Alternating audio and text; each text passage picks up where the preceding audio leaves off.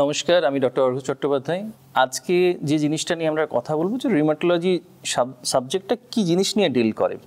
তো রিউমাটোলজি কথাটা অনেকেই আপনারা শুনে থাকবেন এবং অনেক ক্ষেত্রেই এই ডিসিপ্লিনটাকে বিভিন্ন জয়েন্টের ব্যথার সাথে লিঙ্ক করা হয়, কিন্তু জিনিসটার আরও একটু গভীরে যদি তলিয়ে দেখা হয় তাহলে দেখা যায় এর প্রাইমারি মানে অসুখগুলোর সূত্রপাত কিন্তু ইমিউন সিস্টেম বা মানুষের যে ইমিউনিটি সিস্টেম আছে সেই সিস্টেমের সমস্যার জন্য অসুখগুলো তৈরি হয়। কি জিনিসটা, এইগুলোকে এক কথায় বলা হয় অটো ইমিউন ডিজিজ, মানে বডি নিজে নিজেকে চিনতে পারছে না বলে যে ধরনের অসুখপত্র হয় সেইগুলো এই রিউমাটোলজি ডিসিপ্লিনটা ডিল করে। কীরকম ব্যাপারটা হয়, এটা অনেকটা আমাদের একটা দেশের যেরকম সিকিউরিটি সিস্টেম আছে সেই রকম ব্যাপার। তো দেহের মধ্যে যে ইমিউনিটি সেলগুলো থাকে সেগুলো একটা বাচ্চা যখন মায়ের পেটে থাকে তখন তাদের একটা ট্রেনিং হয় যে কোনটা নিজের এবং কোনটা বাইরে সেটা চিনতে শেখানো হয় সেলগুলোকে, এবং এইটাই ট্রেনিং হয় যে বাইরের কিছু হলে সেটাকে ধ্বংস করে দিতে হবে, আদারওয়াইজ সেটা বডিকে নষ্ট করবে।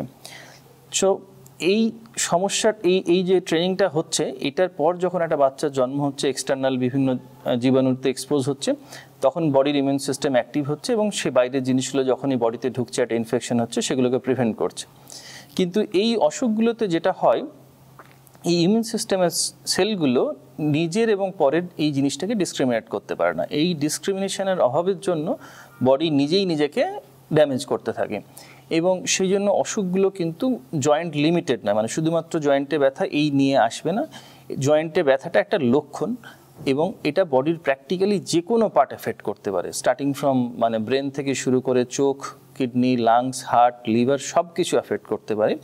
তো কারুর যদি এই ধরনের জয়েন্টে ব্যথা হচ্ছে এবং তার সাথে আরও বিভিন্ন অর্গানের বিভিন্ন রকম সিমটম বিভিন্ন সময়ে থাকছে, তাহলে লাইকলি তার বিভিন্ন রকম রিউমাটোলজিক্যাল সমস্যায় ভুগছেন।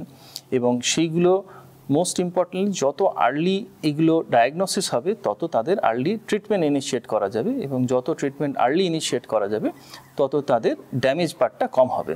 এই অসুখগুলোতে আমরা ড্যামেজগুলোকে কোনোভাবে রিভার্ট করতে পারি না। ঠিক যেমন একটা কোনো জিনিস যদি কোথাও ধরুন আগুন ধরে, জ্বলে পুড়ে গেলে সেখানে জল ঢেলে লাভ হবে না, ঠিক সেই রকমই যত তাড়াতাড়ি ডিজিজটাকে কন্ট্রোল করা যাবে তত ডিজিজটা তাড়াতাড়ি কন্ট্রোলে এলে ড্যামেজগুলো কম হবে, এবং ড্যামেজ কম হলে একদম নর্মাল সুস্থ জীবনযাপন করতে পারবেন।